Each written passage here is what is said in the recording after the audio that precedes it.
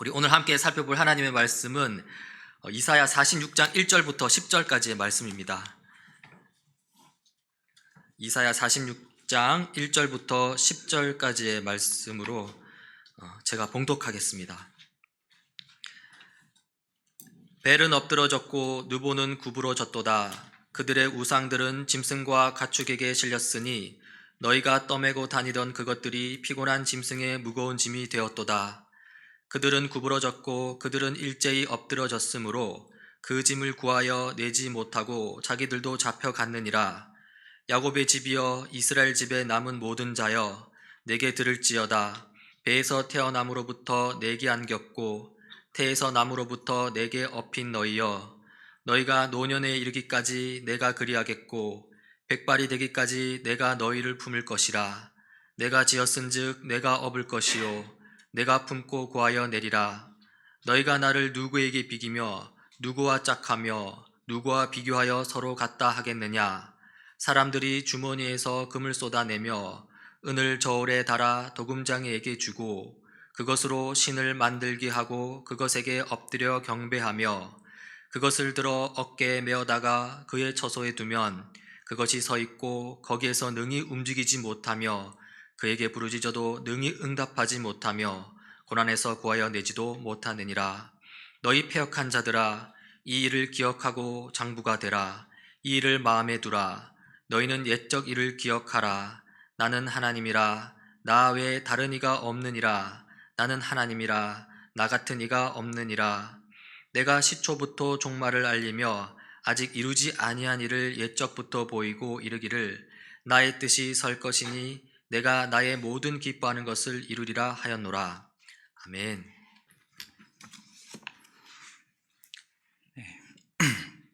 다들 한 주간 잘 지내셨나요?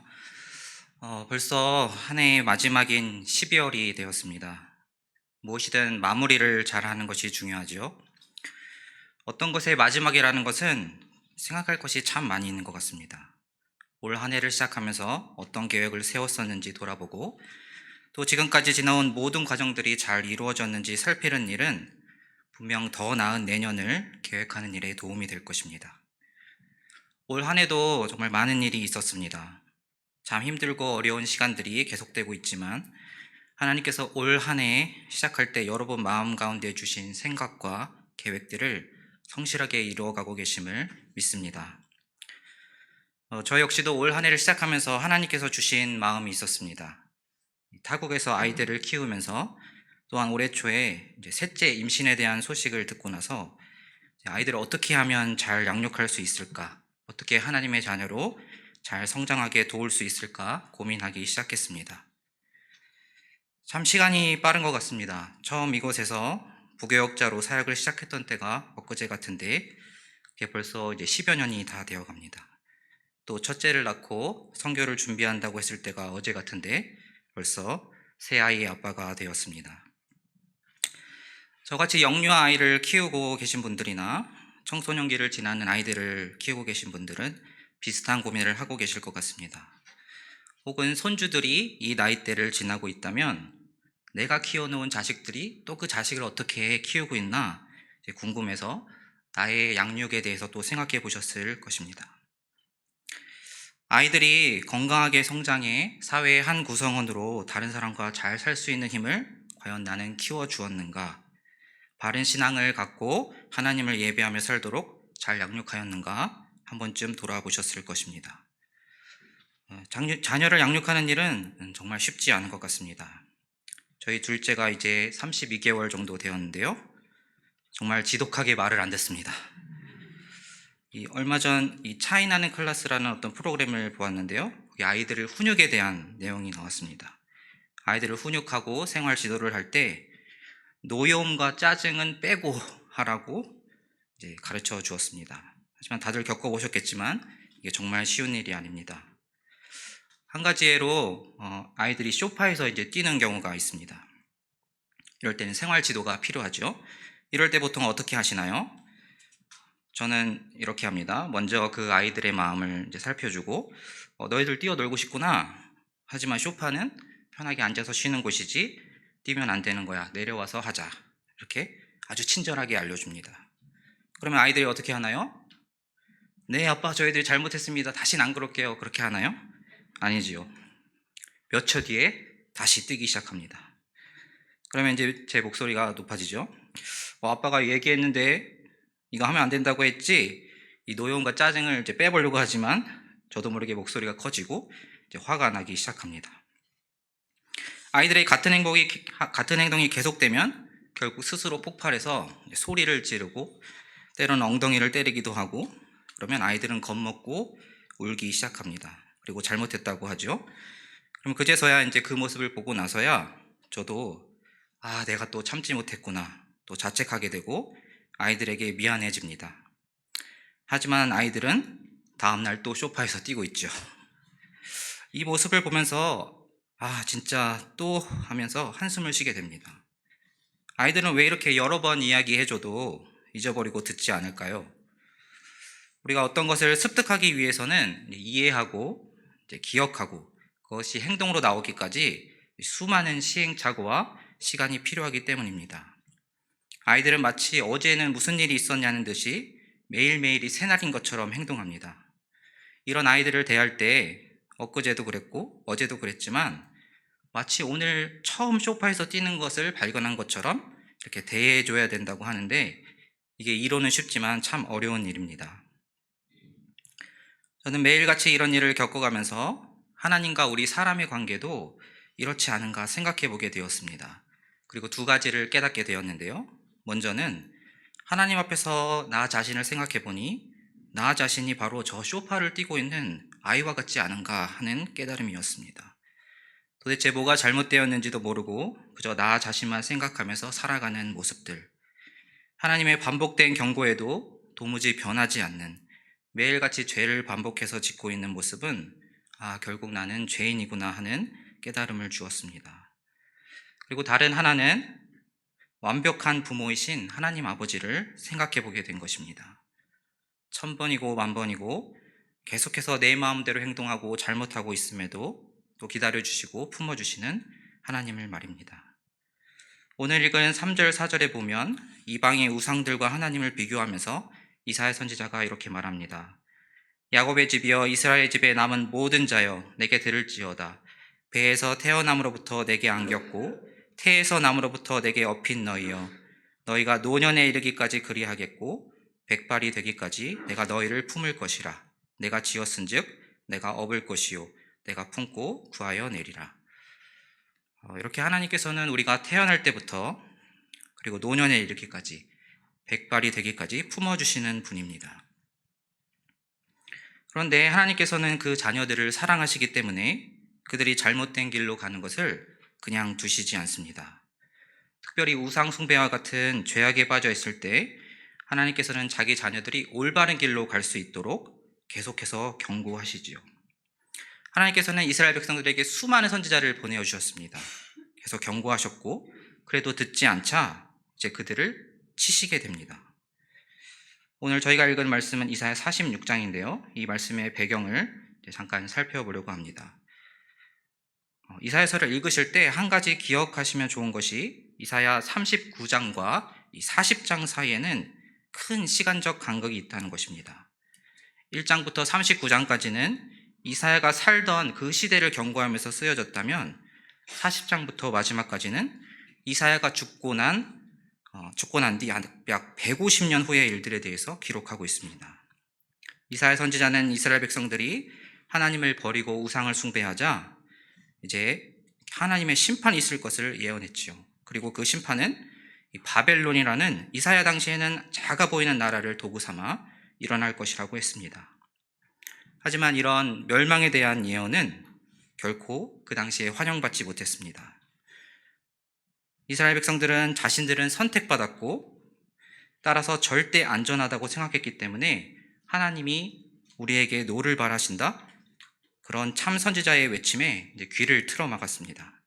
그 대신 괜찮다, 안전하다, 평안하다는 이 거짓 선지자들의 목소리에 귀를 기울이고 그들에게서 거짓된 안도감과 거짓된 구원의 확신을 갖게 되었습니다.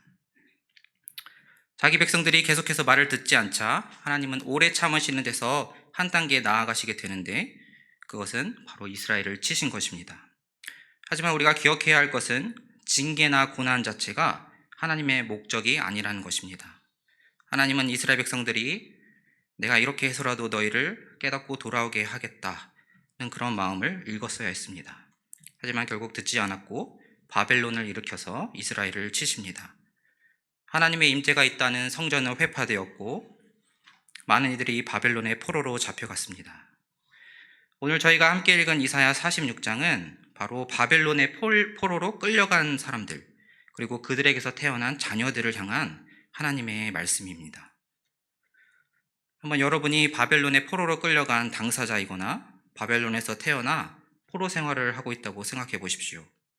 그러면 자연스럽게 왜 우리가 여기까지 오게 되었는가? 왜 이런 고난을 겪게 되었는가? 질문하게 될 것입니다. 하나님께서는 이들에게 다시금 경고하시고 그들이 돌이키길 바라며 오늘 말씀을 주신 것입니다. 이런 배경을 기억하면서 오늘 읽은 본문 9절을 한번 살펴보겠습니다. 9절에 이렇게 되어 있습니다. 너희는 옛적 일을 기억하라. 나는 하나님이라. 나 외에 다른 이가 없느니라. 나는 하나님이라. 나 같은 이가 없느니라. 여기에 나오는 옛적 일은 무엇일까요? 8절에도 보면 너희는 이 일을 기억하고 장부가 되라. 이 일을 마음에 두라 라고 말합니다. 여기서 또 이 일이 나오죠. 그럼 당연히 전 문맥인 1에서 7절을 살펴봐야 합니다.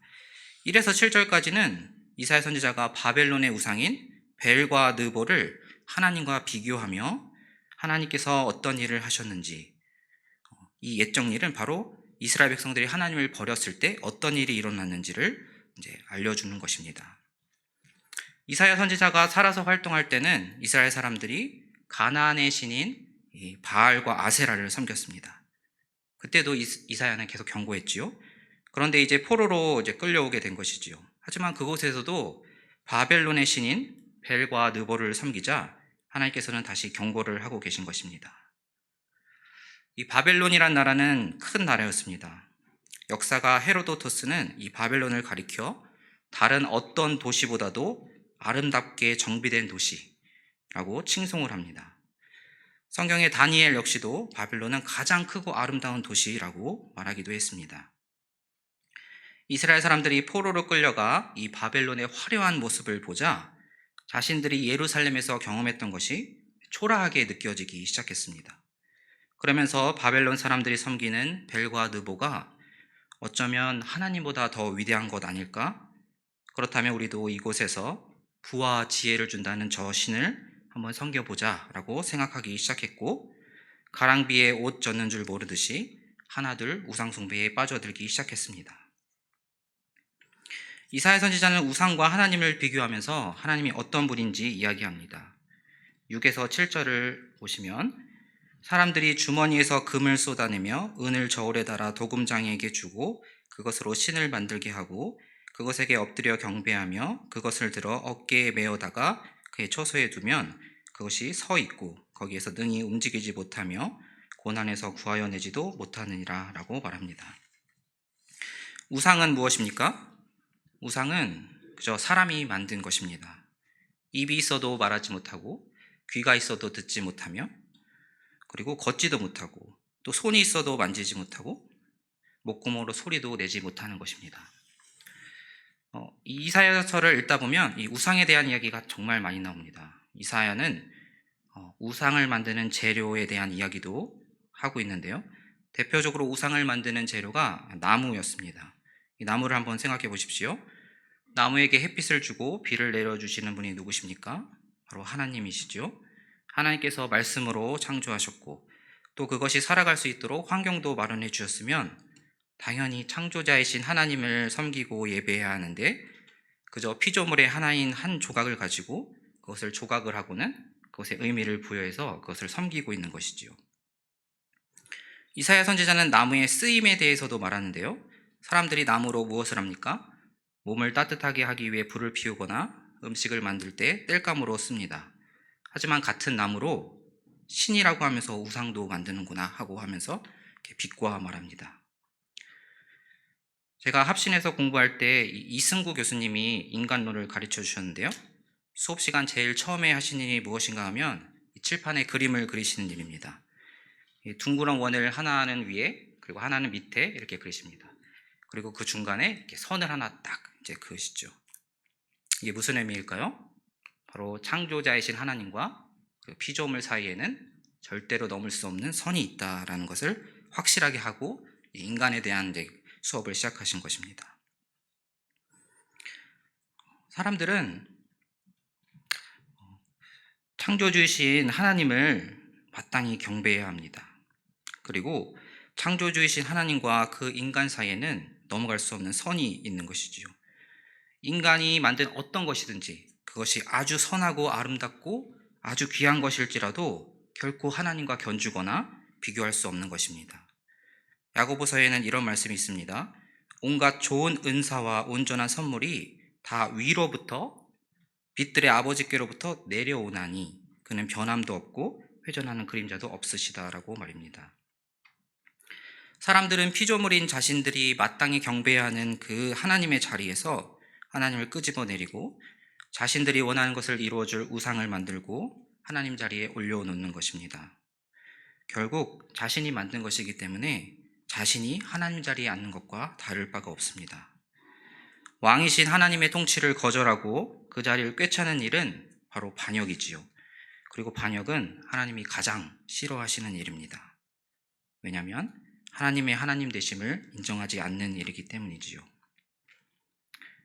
그런데 나의 바램과 욕구를 채워줄 어떤 우상을 만들어 놓고 그것을 섬기기 시작하고 그것에 특별한 의미를 부여하면 그 우상을 결코 놓을 수 없는 어떤 끈으로 연결된 것과 같은 그런 상태가 되고 맙니다. 오늘 읽은 1절 말씀을 보면 이 벨은 엎드려졌고 느보는 구부러졌도다 라고 말합니다. 하나님께서는 이스라엘이 가나안 신을 섬길 때 이 바벨론을 일으켜서 이스라엘을 이제 멸망시키셨죠. 근데 이제 포로로 끌려가서 그 상황에 있을 때 바벨론과 또 그 안에서 포로 생활하는 이스라엘 백성들이 또다시 우상 숭배를 하자 이번에는 페르시아를 일으켜서 이제 바벨론을 치기 시작하신 것입니다. 이 페르시아의 군대가 와서 바벨론을 치니 바벨론의 우상들이 이제 쓰러지고 있습니다. 벨이 엎드려지고 느보는 구부러졌습니다. 그런데 이 바벨론의 우상들이 엎드려지고 이제 조각이 나서 막 떨어지고 있을 때 이스라엘 백성들이 한 일은 무엇인가 하면 그 우상 조각들을 주워다가 옆구리에 끼고 등에 메고 그리고 나귀에 싣고 그리고 피난을 가는 것입니다. 자신들이 의지하며 섬긴 것을 놓지 못하고 끝까지 붙들고 있는 모양이지요. 그 조각들을 가져다가 어떻게 합니까? 자기 주머니에서 또 금과 은을 꺼내 세공업자를 부르고 다시 신의 모양을 만듭니다. 그리고 또다시 그것을 힘들게 어깨에 메고 자기가 처한 곳에 가져다 놓고 그것에 이제 기도하고 하고 있는 모습이죠. 이사야 선지자는 이 우상 조각들은 그저 짐짝에 불과하고 그것들에게 아무리 기도해도 응답하지 못하고 환난에서 구하여 내지도 못한다라고 분명하게 이야기합니다. 이렇게 옛 정리를 기억하라는 말씀은 하나님이 누구신지 그리고 어떤 일을 하셨는지 그리고 우상을 섬겼을 때 어떤 일을 당했는지 기억하라는 말씀입니다. 다시 말하면 하나님이 누구신지 너희는 어떤 존재인지 생각해 보라라는 말씀이지요. 우리가 하나님에 대해서 이야기를 시작하면 자연스럽게 사람에 대한 이야기가 하게 됩니다. 하나님을 알면 나 자신에 대해 알게 되는 것이지요. 사람이 어떤 존재인지 나의 존재의 의미는 무엇인지 사람 편에서 아무리 고민한다 한들 그 답은 나오지 않습니다. 우리를 지으시고 한 명 한 명 부르시고 삶의 이유를 주시는 하나님께 나아갈 때 비로소 깨닫게 되는 것이지요. 이렇게 하나님이 누구신지 알면 그분이 어떤 일을 하셨는지 듣게 되면 자연스럽게 하나님의 이야기 속에서 나는 어떤 존재인지 생각하게 되는 것입니다. 이렇게 우리가 신앙생활을 할 때 중요한 것이 바로 우리가 믿는 하나님이 누구신지, 나는 누구인지, 그리고 우상이 아닌 올바른 하나님을 잘 섬기고 있는지 기억하는 일입니다. 10절도 한번 살펴보겠습니다. 10절에 보면 내가 시초부터 종말을 알리며 아직 이루지 아니한 일을 옛적부터 보이고 이르기를 나의 뜻이 설 것이니 내가 나의 모든 기뻐하는 것을 이루리라 하였노라 이렇게 말씀합니다. 아직 이루지 아니한 일, 그리고 하나님이 기뻐하시는 뜻은 가깝게는 이 11절 이하에 설명하고 있는데요. 바로 동쪽에서 사나운 날짐승을 불러서 이스라엘을 구원하시겠다는 말입니다. 곧 동쪽에 그 페르시아를 일으키셔서 이 바벨론을 심판하시고, 또 페르시아의 왕인 고레스에 의해서 이스라엘이 포로 생활을 끝내고 귀환하게 될 것이다 라는 의미를 담고 있는 것이지요. 이사야서는 한편으로 심판과 경고의 말씀이지만 다른 한편으로는 회복, 곧 소망의 말씀입니다. 이스라엘 백성들이 포로를 끌려갈 때 이 이사야 선지자가 쓴 글도 분명히 가지고 갔을 것입니다. 전에는 무시하며 핍박했던 이사야 선지자의 글이었는데 이 포로로 잡혀와서 그 글을 찬찬히 읽어보니 이것이 정말 다 예언되어 있었고 정말 일어난 것이지요. 그런데 또 그 마지막을 읽어보니 우리가 돌이키면 하나님이 우리를 회복시켜 주시겠다라는 말씀이 있는 것입니다. 암흑같이 깜깜하고 끝도 보이지 않던 터널을 지나는 이스라엘 백성들에게 이 말씀은 소망의 씨앗이 되었을 것입니다. 이게 없었다면 아마 70년 이 포로 생활을 하는 동안에 많은 이들이 그 기간을 견디지 못하고 바벨론의 우상에게 절하며 하나님에게서 더 멀어지거나, 혹은 고난 가운데 아무 소망도 발견하지 못하고 살아있지만 죽은 것 같은 그런 삶을 살았을지도 모릅니다. 당시 포로 상황에서 이 글을 읽는 이스라엘 백성들은 한편으로 자신들의 죄악을 하나하나 열거해 놓은 것을 보고 내가 큰 죄를 지었구나 하며 회개의 자리에 나아갔을 것이고, 다른 한편으로는 하나님이 회복시키실 것이라는 이 이사야의 예언을 읽으며 소망을 가졌을 것입니다. 이처럼 그리스도인의 삶 가운데 이 회개와 소망은 거의 동시적으로 일어나게 됩니다. 회개라는 단어 자체가 돌이킨다, 방향을 바꾼다라는 의미를 가지고 있습니다. 우리가 하나님을 모른 채 죄 가운데 살다가 하나님의 은혜로 나의 죄를 깨닫게 되면 내가 가는 길이 잘못된 방향이구나 하고 방향을 전환하게 됩니다. 이게 바로 회개이지요. 이렇게 방향을 전환해서 우리의 눈을 들어 하나님을 바라보게 되면 소망이 우리 마음 가운데 심겨집니다. 이렇게 회개와 소망은 거의 동시적으로 일어나게 됩니다. 그리고 우리가 그 길을 믿음으로 걸어가게 되는데 이게 바로 그리스도인의 삶이라고 할 수 있습니다. 그런데 우리가 신앙생활을 하다 보면 세상의 유혹이나 영적인 게으름, 나태함 또는 어떤 두려움 때문에 어느 순간 우리 신앙의 발걸음이 느려지고 결국 멈추고 잠들어 버리는 경우가 생깁니다. 우리 안에 그리스도를 향한 소망이 잠들면 잘하던 신앙생활도 중단하게 되고 사명을 감당하는 것도 중단하게 됩니다. 그리고 그렇게 시간이 흐르면 하나님이 계시던 자리에는 다른 무언가가 자리 잡기 시작합니다. 그 우상은 점점 놓기 어려워져 갑니다.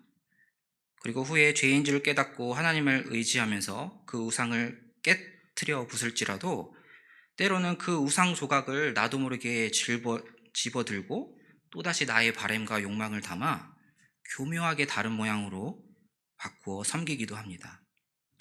하나님의 경고하심과 치심에도 이런저런 핑계를 대며 우상 숭배를 정당화하기까지 합니다. 그러나 이러한 일이 계속되면 내버려둠을 당할 수 있음을 우리는 기억해야 합니다. 하나님은 자기 자녀를 위해 계속 경고의 메시지를 보내시고 때로는 치시기도 하시는데 그것을 우리가 꼭 기억해야 합니다. 그러므로 오늘 우리 삶 가운데 뭔가 이상하다, 뭔가 제대로 되고 있는 것 같지 않다, 뭔가 이상한 하나님의 경고하심 같은 것이 있다라고 혹시 느껴지신다면 우리 자신을 돌아보시길 바랍니다. 하나님은 무엇보다 우리의 중심을 보시는 분입니다. 아무에게도 보이지 않았던 우리 마음 깊은 곳의 생각이나 심중의 계획, 혹은 내면의 작은 흔들림과 떨림까지도 하나님은 다 알고 계십니다. 은근히 내비치는 우리의 교만과 이기심, 입술로는 하나님을 섬긴다고 말하지만 행동으로는 그렇지 않은 모습, 또 마음속에서는 그저 하나님이 아닌 돈, 권력, 우상들을 은근히 쫓고 있는 우리의 모습은 다른 모든 이들은 속일 수 있어도 하나님 앞에서는 속일 수 없는 것입니다. 이런 것들을 발견하는 것은 사실 하나님의 은혜요, 다시 돌이키라는 하나님의 사랑의 메시지입니다. 우리는 우리 삶에 실제로 다가와 있는 이런 재난들을 보면서 하나님께 돌아서고 하나님에 대해 생각하고 있습니까?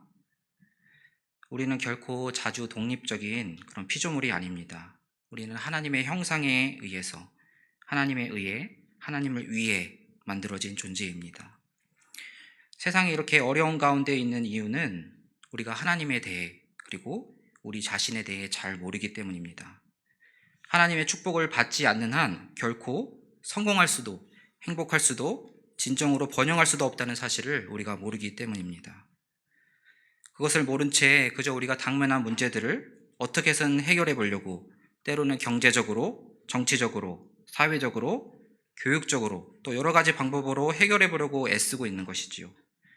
하지만 궁극적으로 우리가 하나님에 의해 만들어진 존재요, 하나님께 의존하고 있는 존재라는 사실을 깨닫기 전까지 그 모든 일은 다 허사일 뿐입니다.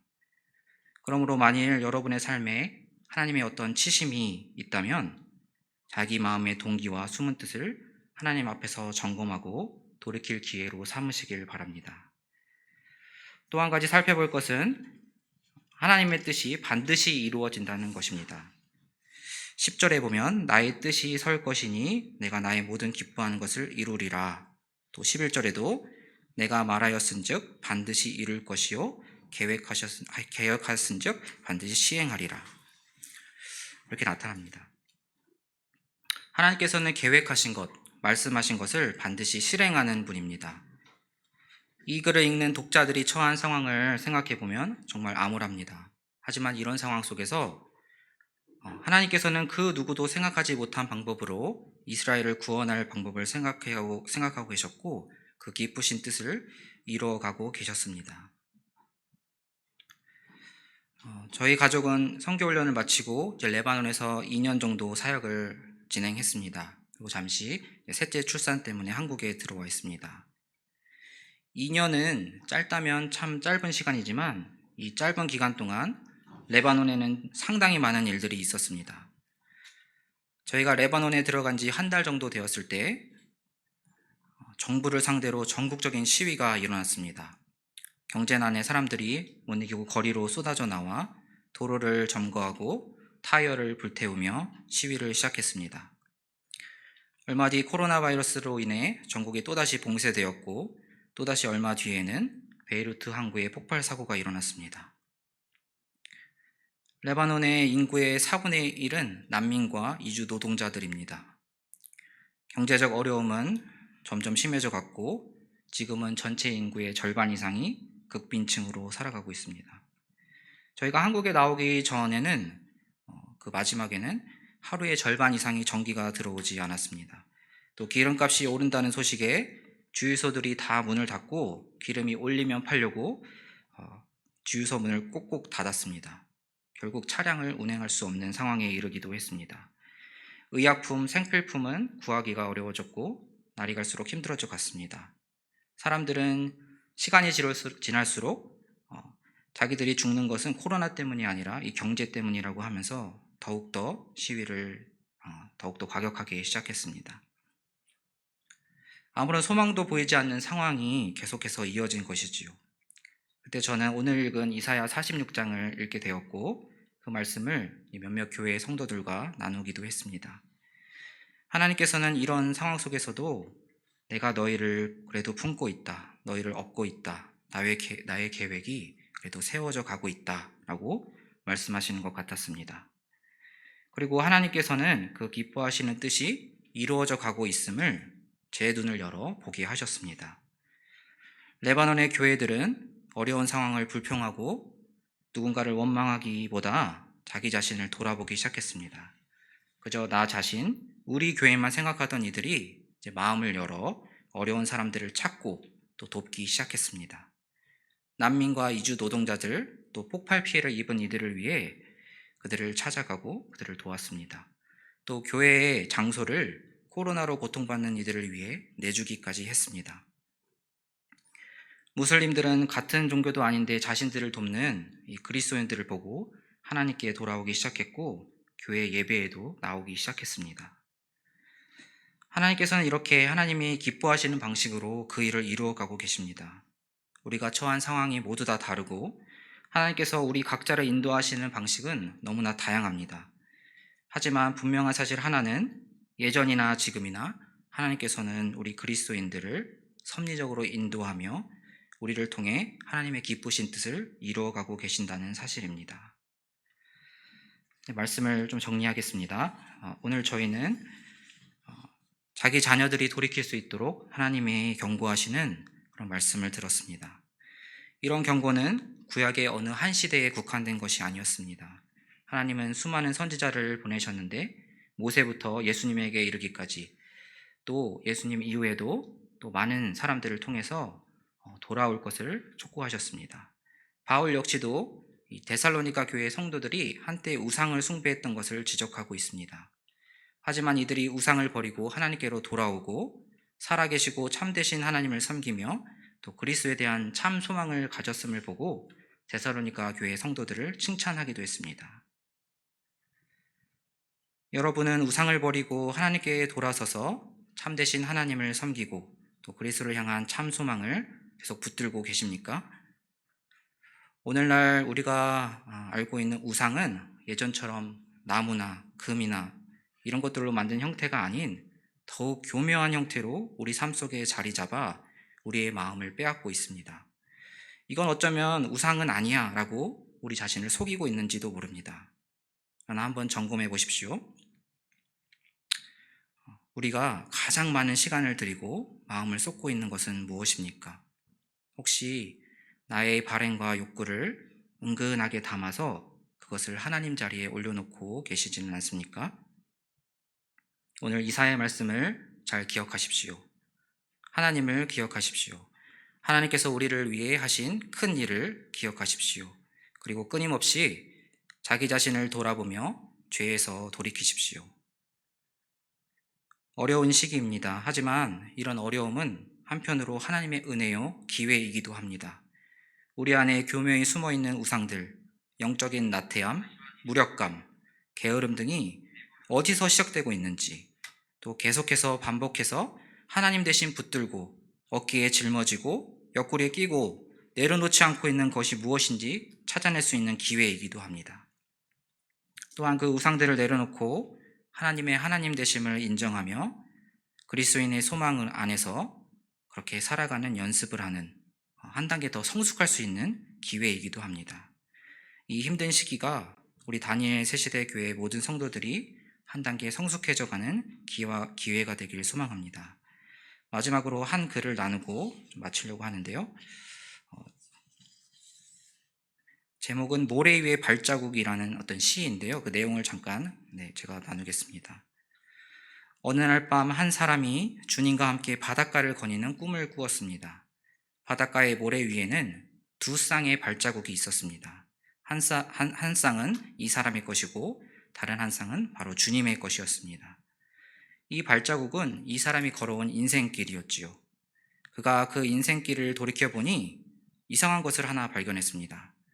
가장 힘들고 어려운 시기를 지날 때는 발자국이 한 쌍뿐이라는 것을 발견한 것이지요. 이 사람은 주님을 찾아가 따지듯 묻습니다. 주님, 제가 당신을 따른다고 했을 때 당신은 저와 늘 함께 하신다고 하지 않으셨습니까? 그런데 제가 주님을 가장 필요로 한 그 순간에는 한 쌍의 발자국밖에 없었습니다. 도대체 어디에 계셨습니까? 그러자 주님은 나는 너를 조금도 떠나지 않았단다. 네가 본 한 쌍의 발자국은 바로 나의 발자국이었느니라. 네가 힘들고 어려운 순간을 지날 때 내가 너를 업고 걸었느니라. 배에서 태어남으로부터 내게 안겼고 태에서 남으로부터 내게 업힌 너희여, 너희가 노년에 이르기까지 내가 그리하겠고 백발이 되기까지 내가 너희를 품을 것이라. 내가 지었은즉 내가 업을 것이요 내가 품고 구하여 내리라. 여러분이 업고 있는 것을 내려놓고 주님이 업고 계신 것을 기억하는 또 한 주가 되길 바라겠습니다. 같이 기도하겠습니다. 하나님 아버지 감사합니다. 그 아들 예수 그리스도를 우리에게 보내주셔서 우리를 구원해 주시고 우리를 돌이키셔서 그리스도 안에서 소망을 발견하고 하루하루 살게 하시니 감사합니다. 오늘 우리가 우리 자신을 또한 돌아보아서 우리 안에 있는 어떤 교묘한 우상까지도 내려놓고 더욱더 하나님을 잘 섬기는 우리 모든 지체들이 되게 하나님 붙들어 주시옵소서. 감사하며 예수님의 이름으로 기도합니다. 아멘.